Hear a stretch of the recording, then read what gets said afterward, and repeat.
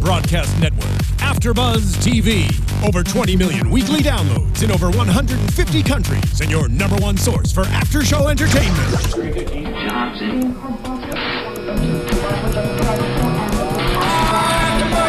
AFTERBUZZ TV, the destination for TV superfans. Producing aftershows for over 300 of your favorite TV shows. Interviewing celebrities and showrunners. And bringing you behind-the-scenes exclusives. All thanks to E! Entertainment's Maria Menounos, producer Kevin Undergaro, and internet leader Akamai. Now, let the buzz begin! Hello, hello, AfterBuzzers and Highcasters. Welcome back to this is our AfterBuzz TV show for Man in the High Castle. Tonight we are talking about Episode 7, Truth. My name is Taylor Bolt. You can find me on Twitter at Taybolt, that's Tayboldt, or on Instagram at Tbolt, also Boldt. And I am not alone in the studio tonight. We have my good friend Zach. Zach, introduce yourself. Good to join you. My name's Zach Schwartz. I've done this a few times now. You can find me on Twitter at Zach is Zach, and that's with CH, Z-A-C-H. So, yeah, follow me on there. All right, we're glad to have you back, Zach. We're missing a couple people tonight. Courtney and Keith can't be with us, and they will be missed sorely. But we still have a lot to talk about in Episode 7, so I'm glad that you could make it and glad I could come down and pick up their slack. It's an honor. It's an honor to carry their slack. Yeah, let's get into it. This was another interesting episode. I know we had last episode. I think we said sort of the same thing, where it was. There was a lot of rising action and not a whole lot of payoff. And I think this is kind of fits in that same scheme where it's like more rising action. There's a little bit of payoff, but I was anticipating a huge episode, and we didn't quite get that, I don't think, but we got enough to talk about for sure. Yeah. One thing that I love that I think that they do so well, that I think is really good for any sort of binge watching series, like any series where they release everything at once, is that they pick up the first scene of an episode is literally like the second after the last scene of the previous episode. I love it. It feels so much like it's immediately handed off. There is no, okay, well, wait, where are we now? Why, there's no like, did I miss one? There's no recap or anything. Because, they're sitting there going, like, they're just going to watch the next one. Yeah, they're right. They know what we're about. We don't get to, though. We have to wait every week. We have been waiting. I've been very good about it, trying to keep up. So far so good. But yeah, we're joined with Joe and Obergruppenführer, or John Smith, as we lovingly call him. Immediately after the action at the end of last episode, we have Joe, who snuck into Obergruppen, that's his, I'm gonna OG into OG's office, OG Führer's office, to find the file on the cricket, and found out there was nothing there, and then Obergruppenführer comes into the office, turns the lights on. Yeah, I couldn't believe he got caught. I kind of figured we'd start to figure out some stuff in this file, but that had to be the beast, because there is so much that still remains kind of shrouded in mystery. We know like very little. We know almost nothing about the films, what's on the films. We got a few clips of Juliana's film in the pilot episode, and then nothing since then. We've been really in the dark, and we saw Joe watch some film, but we didn't. We just got like a reaction shot for a few seconds.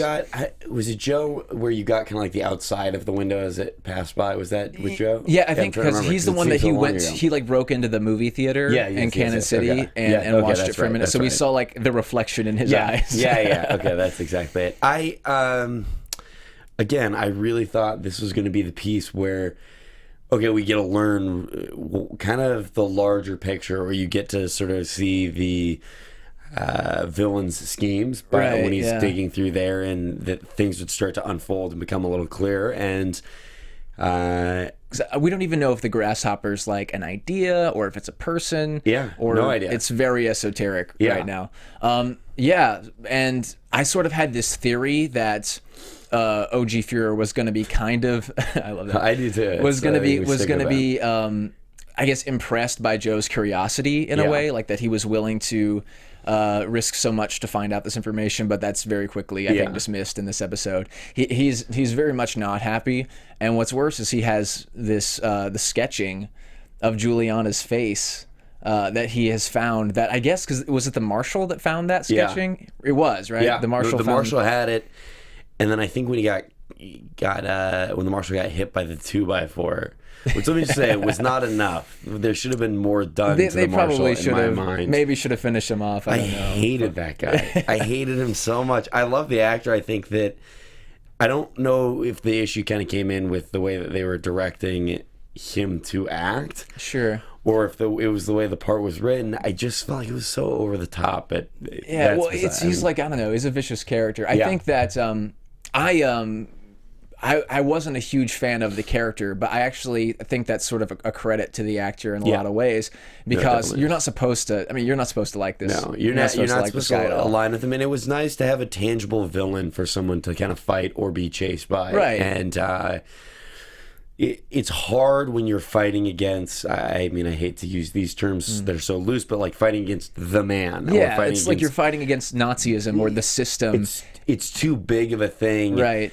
And even trying to put all of Nazism into being Obergruppenführer, like he represents all of Nazism, that still isn't quite enough. And so it was this nice kind of tangible mid-level villain for them to have. And well, it puts a face to it in a very real way. Like, this guy's an immediate danger. Yeah. Has threatens your life in one way or another. The immediate taking time bomb in any kind of situation that they're going to. No, I'm kind of surprised that we haven't seen him even in this episode. We don't see him at all. I was anticipating him being more of a recurring character. Yeah. But so far it was just, I think, the 2 episodes, right? Yeah. We'll probably see him again at some point. I kind of hope so. At this point, I want to see how it plays out. But, we'll save it for predictions. But I think that he'll be coming back around at some point.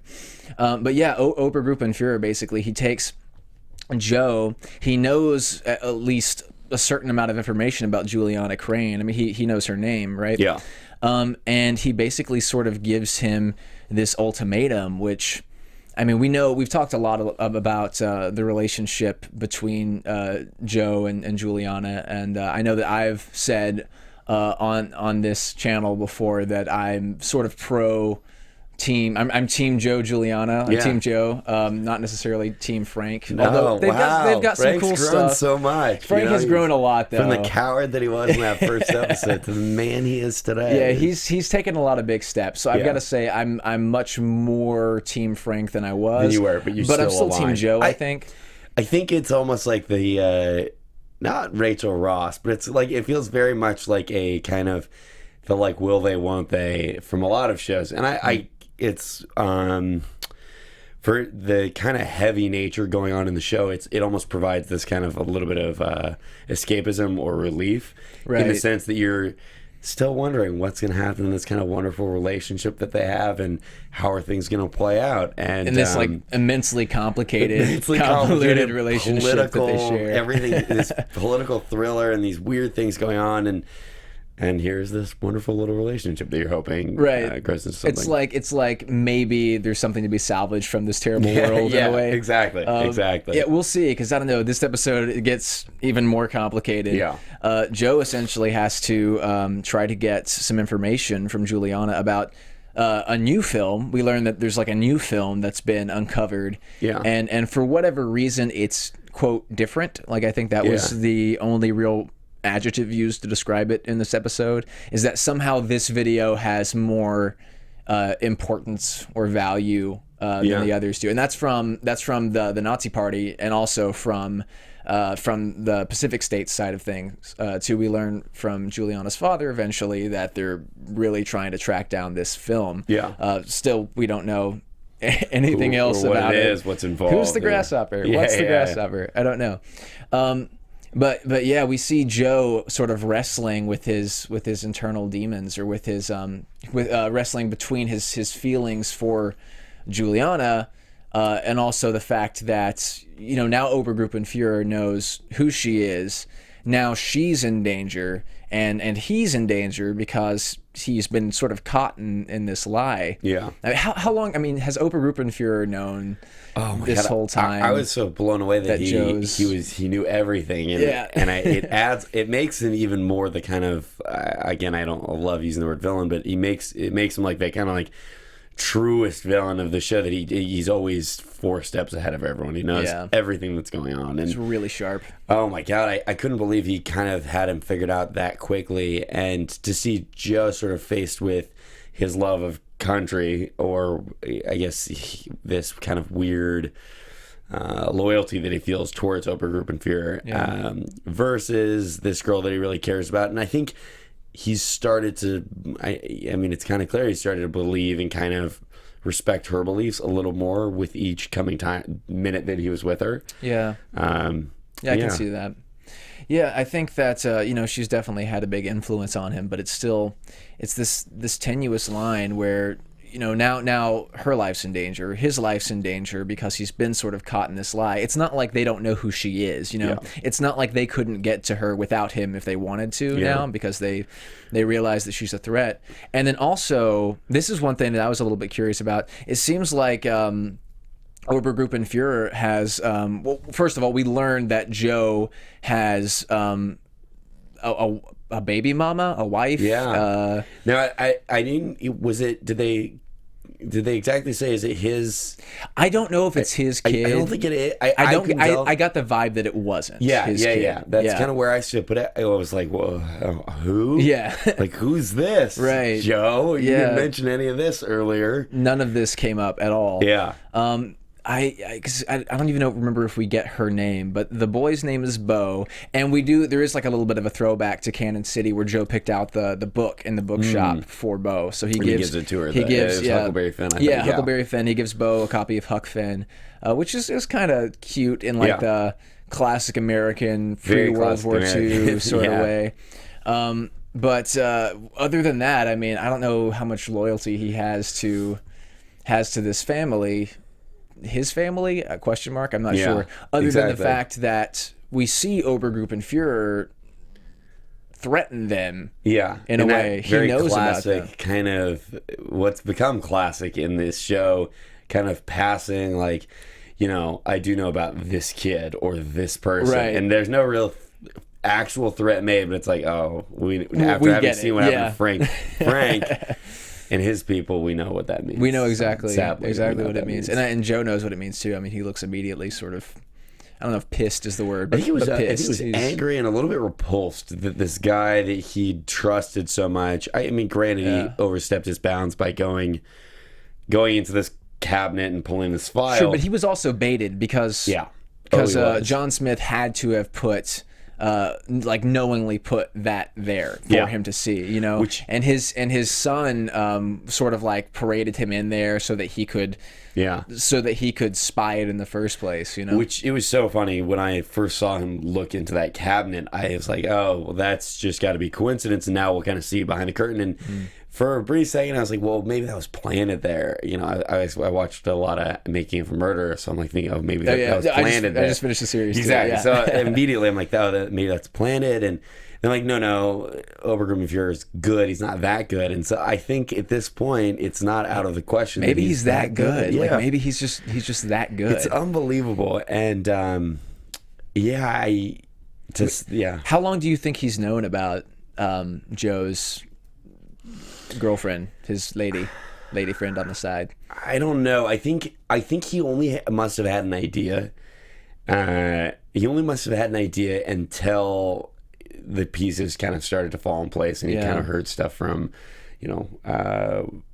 his, within his network. I guess. There was one part of me that, now that you say it, there's one part of me that wants to think that he's always known, but there's another part that makes me think, why wouldn't he have used this against Joe sooner? Yeah. If he had known this whole time. Because there's been a lot of moments. We've seen him doubt Joe in instances, I think, even while he was in Cannon City. Yeah. Where he's like, he for some reason feels like he's leaving stuff out, and rightfully so. Yeah. But this is the first time we've ever seen him bring reference to it. And it seems like the first time he's ever shown Joe that he has an awareness of it. So like, why now, I guess? I think if he knew earlier, he probably would have tried to do a little more to kind of reel him in. Yeah. Because I think with I don't know, it certainly seems he's aware that it's a thing that can happen to people, that they'll choose the girl over country and or duty. Yeah. And I think if he had been a little more confident a little earlier, Obergroup and Fuhrer would have kind of pulled him back or tried to do something to kind of throw a wrench in that. Right. But who knows? Yeah, who knows? Yeah, I don't know. I mean, it's on the one hand, like he would definitely, there's like, he's not going to hold back when it comes to trying to manipulate Joe in any sort of way, but maybe this is sort of like now pitching his family against the I guess threat of Juliana or her feminine wiles or whatever that might influence Joe to, which if we've seen, that doesn't seem to work well. It's also like at this point I don't see how Joe's gonna how he's gonna get out of this, you know what I mean, because what's he gonna do? I don't see a course of action in front of him that's going to like get Juliana off the hook, protect his family back in New York, and protect himself. You know what I mean? I think that he's got to, like, if he can get the film, you know what I mean, then maybe he can protect everyone. But it seems kind of his only course of action right now. I feel like if he gets the film, then the walls come down on Juliana. If he doesn't get it, then they come down. Well, if he gets it before she does, maybe. Yeah, that's a good point. I guess if he just like kind of intervened, snatches it away, and that's it. That would be an interesting kind of twist of things. Well, she's got her own stuff going on. Let's head to San Francisco for a little bit. We see. I love the Juliana Tagomi stuff. We got a little bit of some glimpses here and there into Tagomi's character a little bit deeper. We see him performing some sort of like some cultural Japanese ceremonies. It's sort of he's praying with the incense, and we see this old picture of a well, you know, I guess it might not be that old because this is sort of a period piece. Yeah, it looks. I was like, oh, that was so. The picture was so long ago. Funny. I had the same thought though that has to be an old photo, and no, it could be. Well, maybe I don't know. She was young though in the photo because we learned later that it's his wife, or at least we can presume that it's his wife. His wife, okay. So I mean, she looks young, and there was a photo of a man there too. I'm not sure if that was him or not, but if it was him, this was. This was probably much earlier. It was probably like 30 years ago, roughly 20, 30 years ago, something like that. But yeah, we learned that he's lost his wife, and we see him tending to a flower garden. Yeah, in this gorgeous garden. I want to know, I kind of want to know where they filmed that. Yeah, because it was very pretty. But this episode, I thought there was so much that they kind of shot that looked so good. Yeah, I mean, the scene. Not to jump ahead too far, but the scene at the very end. Obviously, until she kind of makes that gruesome discovery, it was like this, I don't know, the clearing, the actual environment that she was in was gorgeous, and so much of it felt, so much of the settings felt more rich than they kind of normally are. Right. I don't know. I think they had a bigger locations budget on this episode. Yeah. Amazon finally opened the wallet. Yeah, I feel like Amazon opened the wallet to begin with. This show is now rated Amazon's highest or most watched. Is it? Yeah, I didn't realize show that. of all time. Amazon Prime so far. Wow. And I know they're sort of still a fleggling. Studio in a lot of ways, but I think that's awesome. I think that this is exactly. That's great. I think that there's a lot of appeal in this show because it's historical and there's so much great artwork. And I mean art in that like art department doing like a wonderful job setting up all of these scenes and everything. Even if you didn't take it to the actual art department, talking about the way that, I mean, hearing Robert and the way that he's discussing these art pieces and these antiques and things like that was so weird to see that people wanted to buy not necessarily I guess old war relics from what is now the former United States. It was so bizarre. I think there's something really interesting going on with that I think it's actually sort of parallels a real thing that happened, which was I guess around this historical time,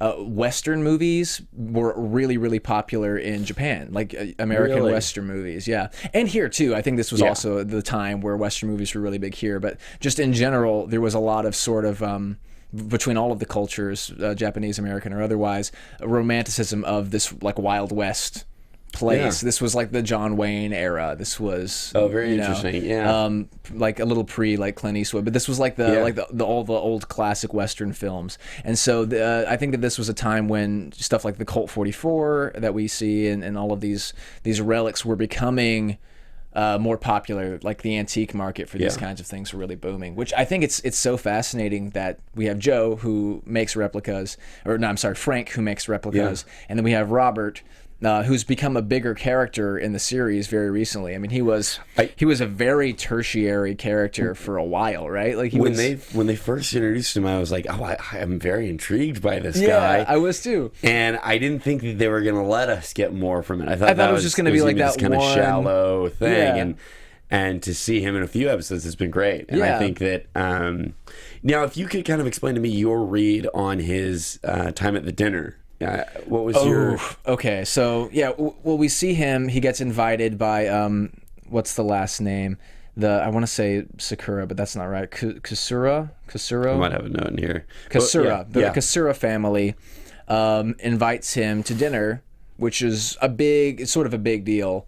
And they invite him under the presumption that it's just like it's not like a business meeting. It's just sort of like a come over and have dinner, which I know is sort of a big outreach, and he takes it very very preciously. It's a big deal to him that he's been invited to dinner.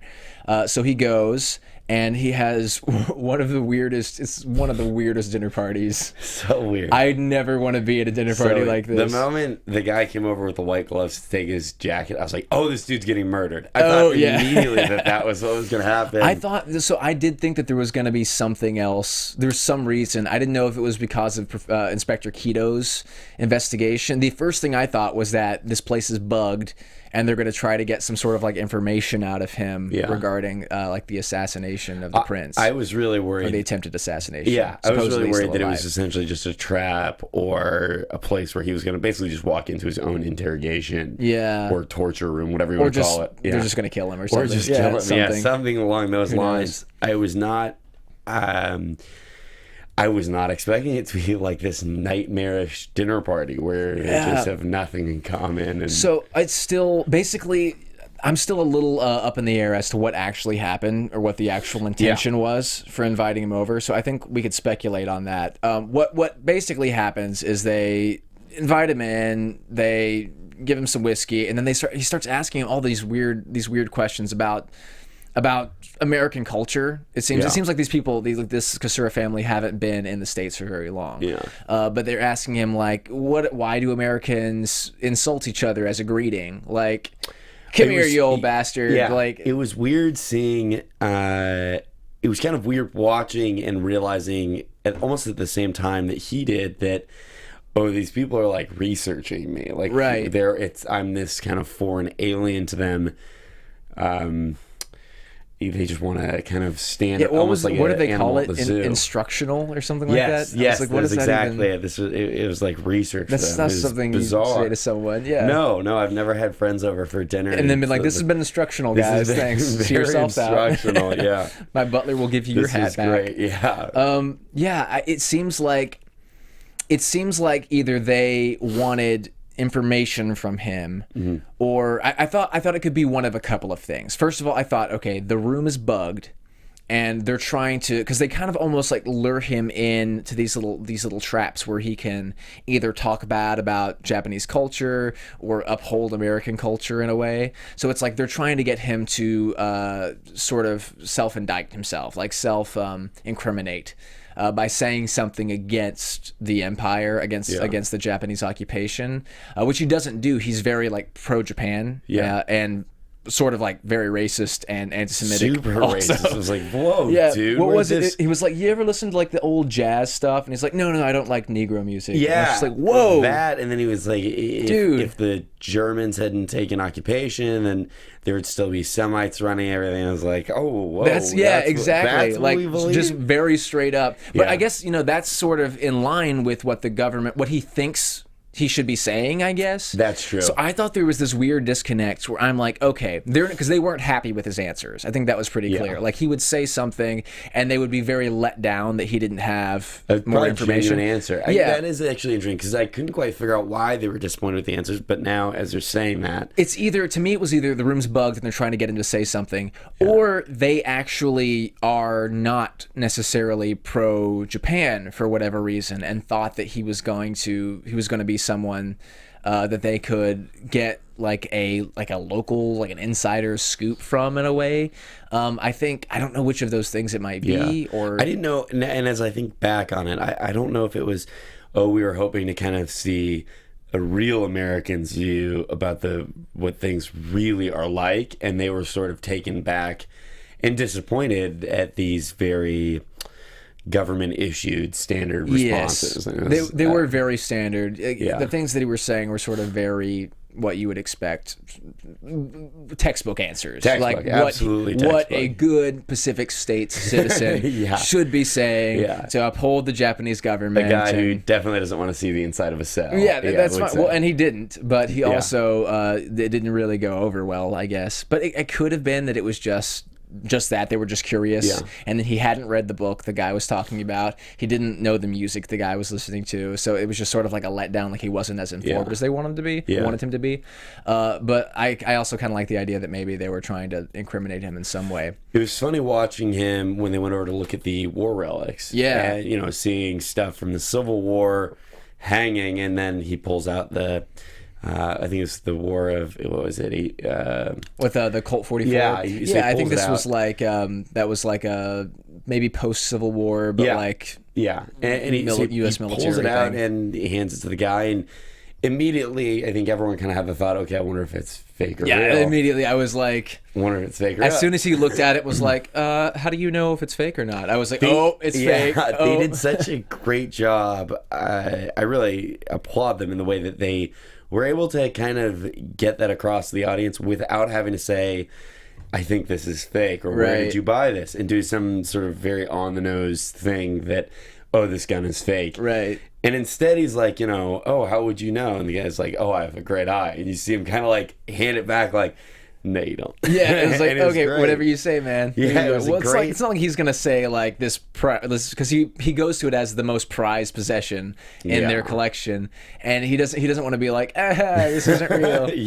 But it's really cool because off of this we have, this, to move ahead just a little bit, we finally have and I never made this connection before that this would ever be a thing, but we see him and Frank come together and decide to forge replicas of old antique things. I love them. That was such a great little coming together team up. Because it felt like in like a buddy cop movie, or in kind of any sort of situation where two people that you would never expect in a million years to pair up, and then they pair up and get into all these sort of all sorts of trouble, and here they are pairing up, and they're about to go forge a bunch of what it's like, antiques, and I love it. It's the same, not to cross-reference too much, but it's like that, like the Breaking Bad moment of just forget teaching. I'm just going to go make a bunch of meth. It's that moment of that's what? Exactly what it was. This guy didn't notice that his Colt 44 was fake. He's probably not going to notice that this thing is fake.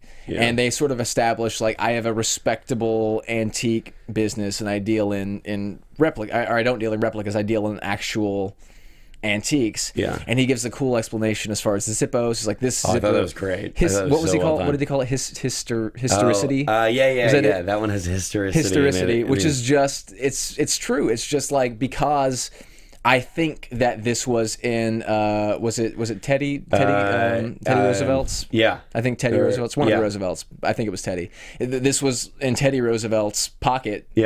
As opposed to this one, which wasn't. They're the same thing, but as long as you believe. But if you believe it's more valuable than it is. And they decide to make a medallion. That's for Native Americans. Was it Sitting Bull? Was that the? Something like that. And I forget the chief. I was like, this is gonna be awesome. We haven't gotten to see him.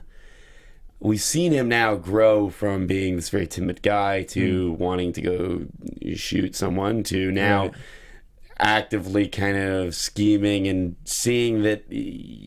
I think in this world he's realized, for Frank at least, that he needs to kind of do some wrong to get a little bit ahead, and I think that so much wrong has happened to him that he's kind of gotten to that point. Since he made the real gun, I kind of he was just like, that was sort of his moment of I can do some bad stuff, and it'll, of course, I'm not sure he's gonna have a lot of time to make anything right now because he's sort of very under the scrutinous eye of Inspector Keto. Can I just say his friend from work? It's just so annoying. I mean, it's like, what, dude. He's the guy from was he the guy from the British Office? Was he in the British Office? I didn't know that. Is that him? I know that. I just every time he comes in, I'm like, oh, this guy's such a bummer. Like, let Frank do his thing. Let Frank make his own mistakes. Yeah, but he's got his back though, I guess. Yeah, except that they totally let him walk out of work, and they totally know that he's the guy they're looking for. Yeah. You know what I mean? Yeah. It's very clear, and I think maybe seeing him leave like that is what makes it so very clear. But yeah, I don't know if I think he's gonna have maybe just enough time to make this one replica. But I was hoping for like an underground and it becomes like a fake arms dealer. Yeah. This whole syndicate like totally goes away from trying to end Nazis in America and get the Japanese out. It's just like, how much yen can we make selling fake stuff? The idea of them just running this counterfeiting ring essentially is tremendous. You know, I looked up the numbers. I did a little number crunching on this, and so they were saying they were going to sell this for 80,000 yen. Now I don't know what this would translate to in like how I don't know how the inflation of yen was affected. Okay. Like sort of post World War II. Maybe it's very strong because they control half the U.S. I guess. Yeah. But if we look at it today, 80,000 yen is about $682. Really? Yeah. So it's not that much. Yeah. If these standards make any interesting. sense. So I do wonder if they had won the war. Right. If then our dollar goes. It goes way down. That'd be really interesting. That makes sense too. Well, the other thing is that if you adjust that for inflation, and say that that's a 1960 figure, in 2015 money, it's like 5,500 about. Yeah. Okay. So I mean, that's a pretty big increase. Yeah. But I mean, even so, it's not like enough to retire on. You know what I mean? It's not enough to retire on, and it surprises me. I guess if you did the gun, like counterfeiting these like really incredibly valuable guns, then maybe, but I just cannot imagine today an antiques dealer say, I'm going to throw away my reputation for $5,500 exactly and just call it a day. Well, not even 40% of that, because Frank gets 60%, right? I was like, Frank, my man, negotiating a good deal there. He had a good point. He has to pay for he has expenses. He did. But still, I mean, also like how many you can't fake too many of Sitting Bull's brooch thing. You know what I mean? It's like you can do that one time. How many antiques? But also you see everyone in town wearing those and you're like, well, like what's going on? Yeah. No, he sold you the one-of-a-kind thing. He sold me the one-of-a-kind thing. Especially if some other guy has the same idea. Yeah. Or like the actual replica, or the actual, not the replica, the actual thing is sitting in a museum somewhere. Yeah, it's like there's only so far you can go with that. Yeah. What I'm imagining though, I guess maybe if, now that I think about it, if the yen was a lot stronger at the time, it could be a lot more money. For whatever reason, they seem to act like it's a significant amount of money. It is, So maybe it is. I don't know. I'd like to imagine that. You said it was 600 and something? Yeah, 682. So it's the difference between, $300 back then. That's a lot of money, but if they're all working these almost it's like communist, it's like a rent for a few months though. I don't know if it's like I can escape into the wilderness sort of thing. I can get away from all of this. It's crazy that was rent for a few months, and it's like that wouldn't cover a third. No, not even close. No. Like how many roommates would I have to pay $300 of rent? Yeah, seriously. I think I don't know. I'm happy that they're going to try and pull this off if they do pull it off. Right.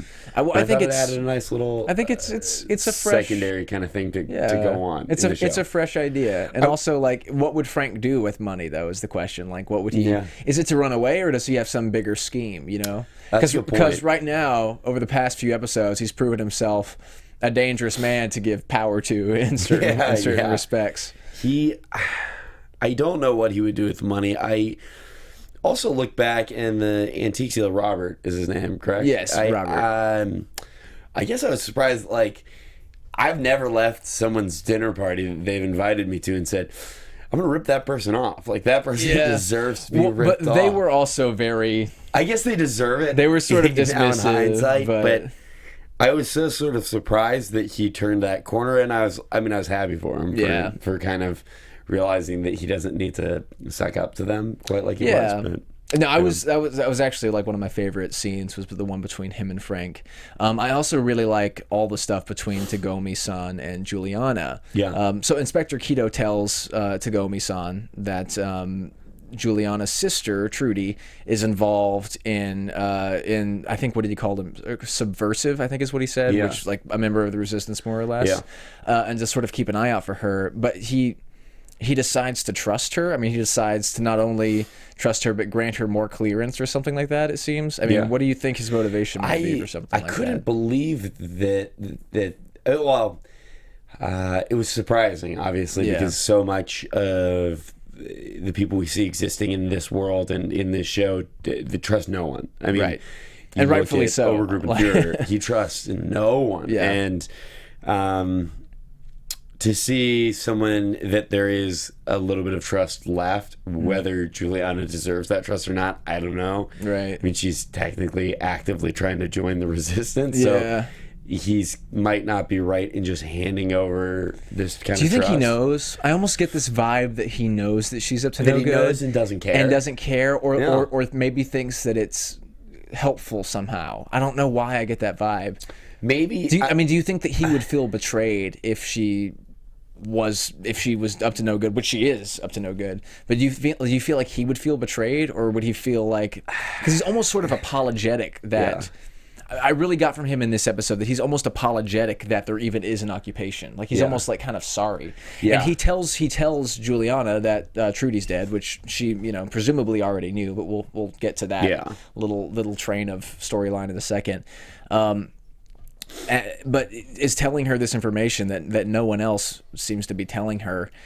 So he knows that she has a connection to subversive people, and like has a reason to be mad at the establishment. You know what I mean? Has a very legitimate reason now. He's telling her, but he's almost sort of apologizing. You say, take this flower to her grave, because she insists upon going to the grave, saying like, apologize for all of us, like we're so very sorry. Do you think it's just his? I guess what I'm saying is I wonder if it's just his conscience getting the best of him. Yeah. Or if there's some deeper purpose, because he's also a man of deeper purpose. I think that he's the kind of cool thing with his character is that he's hit this point of reflection, and you sort of see it in the beginning when he's looking back at this old photo. And I think, I guess the thing that I would assume is in that he is reflective or reflecting back on his life, he sort of hopes that. I don't know. I do think you said something earlier where, do you think he just knows and doesn't care, or knows and hopes that this leads to some bigger, larger thing? Yeah. Part of me kind of thinks that, or at least I would like to think that. 'Cause I want to think that too. That's the thing. It's like, I want to believe that, because what we've seen him, the things that he's been orchestrating, that we've seen him orchestrate, are like bigger deal things. Like, you know what I mean? Like, he's orchestrated presumably getting nuclear information from the Germans to the Japanese. Maybe, hold on. I have something for predictions now, actually. I'm going to save it. But I have a thought. We'll come back to that. But I have a thought for predictions sort of based off of that. But yeah, we see Tagomi and Juliana. We also see Juliana when she's going to get her clearance card. Is trying to avoid her dad seeing her, and then lo and behold, the stepdad, and then he's like, Juliana, what are you doing here? And she has that moment of like, oh crap, I've been caught. But they go to a diner, and I was surprised that not only does Juliana's mother not know that Trudy's dead, in fact, just tells her at breakfast this morning that she believes firmly that Trudy's alive for whatever reason. Her father or stepfather, who is, his job is to know stuff, it seems like, or to figure out stuff. We kind of learn that he's in charge of this. Yeah, like a primitive version of the NSA. Yeah, basically. It's basically like the early NSA.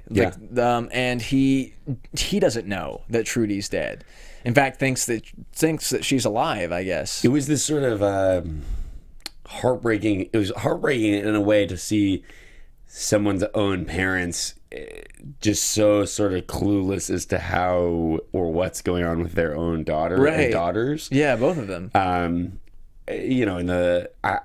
was shocked that Juliana kind of just held it together, or I guess at that point she probably still may have that only kind of She definitely has a hard time keeping it in. I Yeah. think we see that in the work that the actress is doing. It's very difficult. It's a tender subject, as it would be. I mean, this was her whole motivation for the series, for like anything that she's done. In a lot of ways, is motivated off the fact that she watched Trudy die.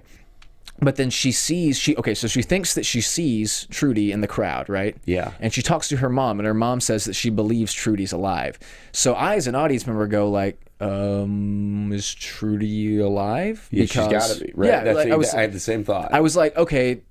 At first I was like, no, because it doesn't make sense because we watched Trudy die, you know? Yeah. But at the second, at second glance, it's like, why would this even be coming up if she wasn't alive? Because I thought there was no question that she was dead. When I heard, I had the same kind of course of thought where I was like, okay, well, if she thought she saw her and the mom thinks, then she's got to be alive, and this is going to be finally our kind of way in to the resistance, or at least learning more about it. Right, like somehow Trudy made sort of masterminded this whole thing into happening, faked her own death somehow to get Juliana to go to Cannon City and do this thing, and is somehow sort of still the puppet master. Yeah. I thought that for a second.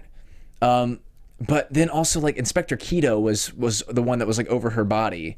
So I'm like, he's not gonna just let her go. Yeah, well, he's the one who when we see Trudy die initially in the pilot, we see him there. So he's not gonna let her go. He's not gonna help fake her death. No, and he's not the type. What we've come to realize is he's not the type that's gonna get tricked or fools very easily, at least. Yeah, and I just kind of want to skip ahead. I mean, at the end my understanding is at least that we learn that Trudy actually is dead. Is dead. We see Juliana goes with Tagomi-san's with the address, I guess, that he gives her, goes to this mass grave, and it's disgusting, and there's bones and flies and stuff. Which I think was very the kind of striking. juxtaposition that they did, where you initially are looking and it's like, oh, it's this kind of pretty field, or not pretty, but this it didn't. I didn't she didn't show up, and I wasn't like, oh, mass grave. Right when she showed up, I kind of thought oh, it looked like a cemetery or something for a second. It looked like it might be kind of nice. Yeah, it didn't look as awful as what she was going to end up seeing. Right.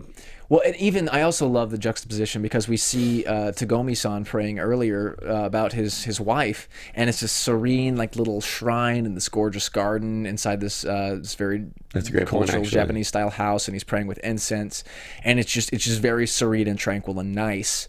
And then we see this just dilapidated, open bodies, mass grave, chaos of death. Yeah, just people strewn everywhere, laid out in the open. Yeah. How long has Trudy been dead? Because she was very intact for someone who's been dead for presumably weeks. That is one of the only things that I kind of have struggled with the show is timeline. Yeah, I don't know how long it's been, man. I have no concept. This could have all happened in a week, and I would have seriously, the worst week. Yeah, it's been a rough week. But it has to be at least a month, right? I think so. And because they make some of the bus rides that they take that are these long, what you would assume would be a long bus ride, they go like that. But I'm glad. I want no part of watching someone sit on a bus for hours or sit in a truck for days, and so that's totally fine. What is San Francisco to Colorado? What is that? I think it would. San Francisco to Arizona is 7 hours. Yeah, so it's a trek. It's a long way. I mean, she's had time to get a job. You know what I mean? There was a whole day that was just a celebration. I guess that was yesterday though. Yeah. In the timeline of the show. That's true. It's been a few weeks though, right? Yeah, since she's passed. So Trudy's looking pretty good for being 3 weeks under right now. Seriously, when she walked up, and initially we saw just the sweater, which wasn't quite enough to trigger for me. Oh yeah, that's her. Yeah, I wasn't sure either. And then you see her kind of kneel down and move the hair, and I don't know. I thought we were gonna get a flashback of the sister, and then you'd see the face, something like that. I would have liked a little maybe she says the name or something, just some sort of that is Trudy. That kind of close it up a little bit. Yeah, she puts a handkerchief over her face. I wish I could remember what she was wearing when she was killed in the pilot. I think it might have been the same thing. Very similar, But also to me it was why even have why is that storyline of maybe Trudy's alive even in the episode if Trudy's not alive at all? It felt misleading because I think we talked a little bit before the show that you felt like, okay, well, if this is being brought up, it's got to be something. Like, this has got to lead us sort of somewhere. And I kind of applaud the writers and the people in the show for having these things that you as a viewer are like, okay, I know where this is going. Yeah. Or I know what's going to lead us to the next big point, and then it's not there. And I kind of like that, because I think other shows get so caught up in, oh, well, this person's just going to die off, and we'll kill this person off, or this person will disappear, and this one will just appear in their life. And they've done a nice job building it so that you feel like it's going to be someone that you know, that's been established, at least, that'll lead them in or kind of explain and take you a little bit behind the curtain. Right. But going back to what you're saying, I for sure thought she wasn't going to be, like, there had to be more. There had to be some other reason. And maybe there is, but it was sort of because of the fact that she didn't say, like, Trudy. But I'm pretty sure that was Trudy, because I don't think that she wouldn't have laid a handkerchief on some random woman's face in a mass grave. So I guess Trudy is dead. We see Juliana dealing with Trudy, and then we see Joe in a very ominous and sort of gratifying end shot of the episode, trailing Juliana on her way back from the grave, which I thought, and he's now in the Pacific States. I thought that, yeah, seriously, I thought that shot was really cool, and I thought that the way that they kind of set that up, where she's walking, and then you know, it kind of like walks into frame, he comes into focus, rather. Great.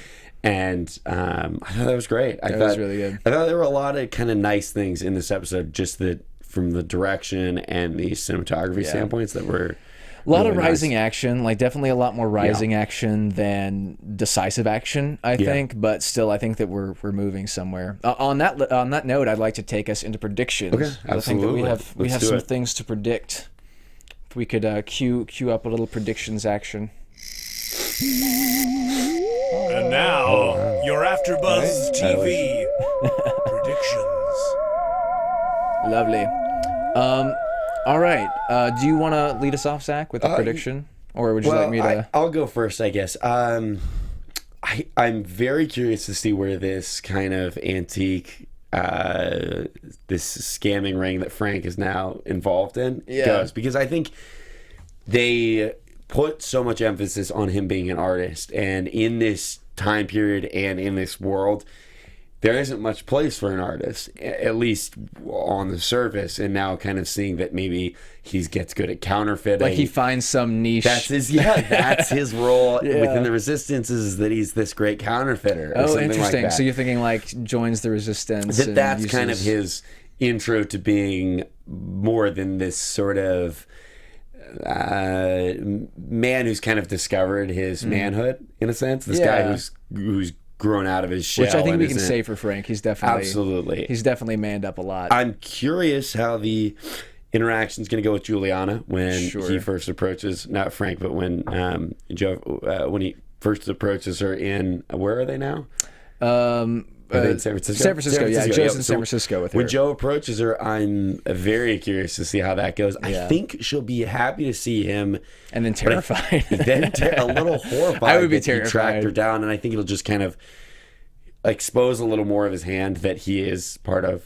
Because why would he be there? How else could he figure it out? Unless he's just like stricken, which I guess that she could think that. Who knows? And I also think that maybe he is even. Yeah, and I think also we'll finally kind of get kicked into gear the who will Juliana choose between Frank and Joe. Yeah, it's very much sort of the classic. Yeah, one lady and two men vying for very her affection. Classic. Yeah.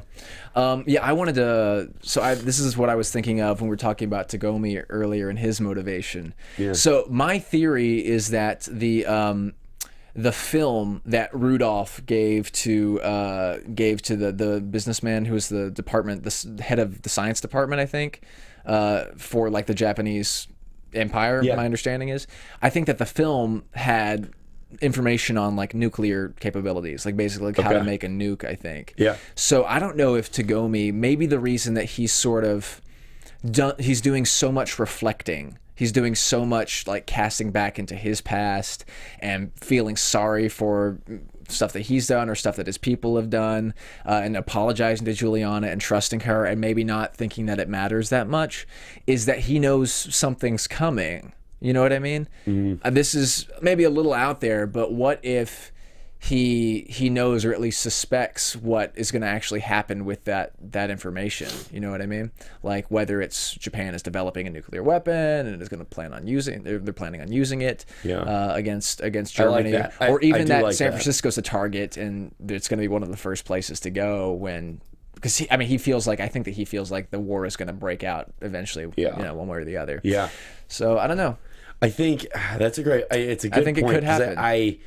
You do get the sense that there's so much tension waiting and something's got to happen. Right. Something's got to break on a larger scale. I think something big has to happen. If I have like one more prediction, it's that we've had a couple of really in-depth episodes where we see a lot of culture and not a lot of decisive action. And I think that the only way to break that, I think something big has got to happen. So whether it's like the war breaks out, or it's around this new film, or it's or it has to do with like some sort of nuclear weapon being set off. I just think there's going to be like a big change at some point in the future, just to keep it exciting. That would be really interesting if like the closing part of that last episode is all of a sudden there's like a nuke headed towards one of the cities. Yeah, something like crazy. That. Yeah, but I do get the sense that he's got to have a larger purpose for handing the film over, and I want to see that come back around. What's gonna happen? I definitely agree that we need to see a little bit more bigger picture, kind of what's going on in the rest of the world. And kind of that's what I want to know too. Like what's happening outside the States? What's happening in the UK? Really. What's happening? I'm very curious. Well, we've got a few episodes left to try to figure out exactly what the deal is. So hopefully we'll find out something soon. We're going to go ahead and start signing off here. But thank you guys for tuning in with us today and discussing Man in the High Castle. Please follow us on YouTube at AFTERBUZZ TV. Listen to the podcast, download the podcast, give us an iTunes review. It means a lot to us.